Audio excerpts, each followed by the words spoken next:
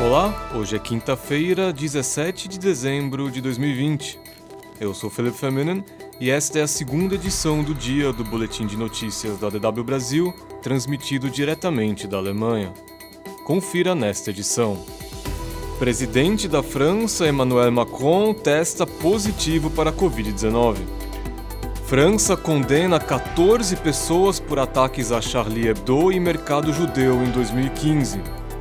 2 profissionais de saúde nos Estados Unidos têm reações alérgicas severas à vacina da Pfizer.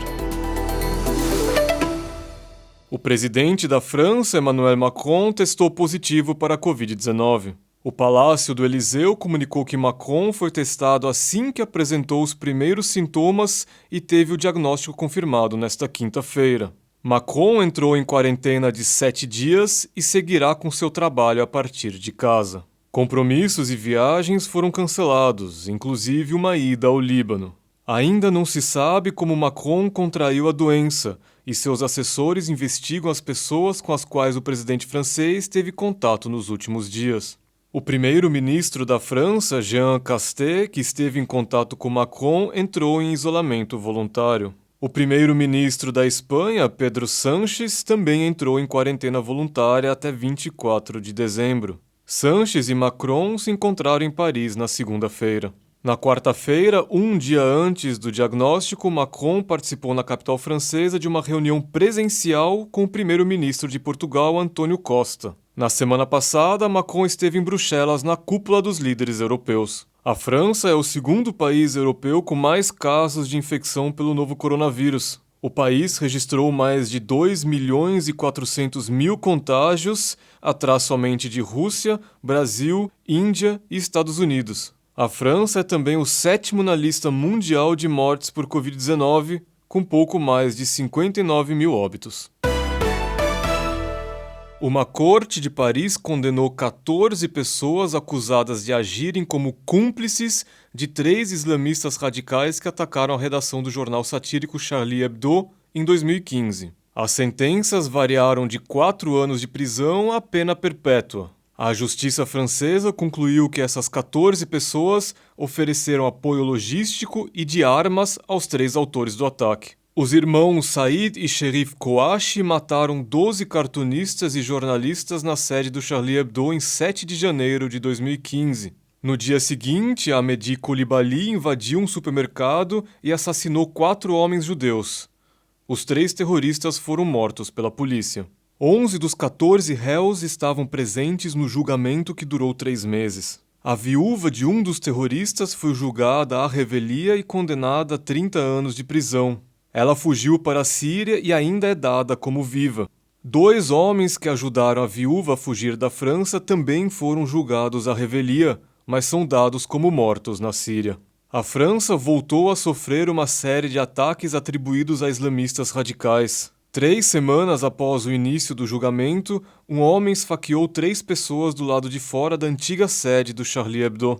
Em 16 de outubro, um refugiado de nacionalidade tchetchena decapitou um professor que havia mostrado caricaturas do profeta Maomé durante uma aula sobre liberdade de expressão. 2 semanas depois, um tunisiano recém-chegado à Europa esfaqueou pessoas na Basílica Notre-Dame em Nice. 3 pessoas morreram, entre elas uma brasileira.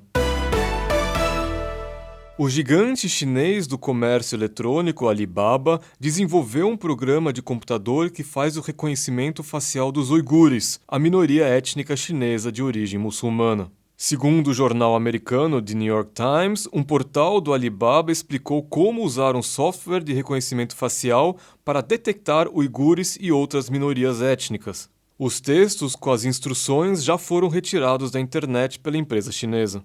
As autoridades chinesas exercem há alguns anos uma política de segurança máxima na região de Xinjiang, onde os uigures são predominantes. Houve conflitos étnicos violentos entre os chineses muçulmanos e os Han, a etnia predominante na China.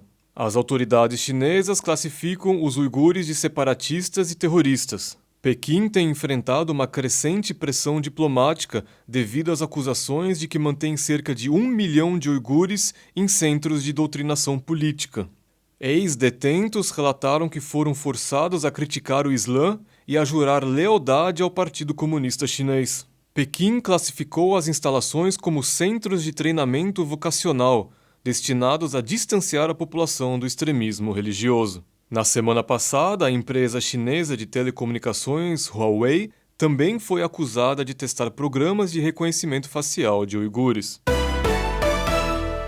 2 profissionais de saúde do Alasca, uma mulher e um homem, sofreram reações alérgicas preocupantes após receber a vacina contra a Covid-19 da Pfizer e BioNTech. No início de dezembro, 2 profissionais de saúde do Reino Unido tiveram reações alérgicas semelhantes. Segundo o relato do jornal americano The New York Times, os 2 profissionais trabalham no mesmo hospital no Alasca. A mulher de meia idade foi vacinada na terça-feira e teve reações alérgicas severas e segue hospitalizada com quadro estável. Ela teve uma reação anafilática cerca de 10 minutos após receber a dose. As primeiras medidas paliativas não surtiram o efeito desejado e a mulher foi transferida para uma unidade de terapia intensiva. A mulher é o primeiro caso de alguém sem histórico alérgico conhecido a sofrer uma reação alérgica à vacina da Pfizer. Já o homem foi vacinado na quarta-feira e desenvolveu sintomas alérgicos semelhantes, mas que puderam ser tratados no pronto-socorro. Ambos foram tratados com epinefrina, um medicamento comumente utilizado em casos de reações alérgicas graves. As reações alérgicas dos profissionais da saúde no Alasca foram parecidas com a de 2 pessoas vacinadas no Reino Unido. Ambos se recuperaram, mas suas reações anafiláticas motivaram as autoridades britânicas a emitir um alerta sobre a vacina da Pfizer. Pessoas com alergias excessivas não devem receber o imunizante.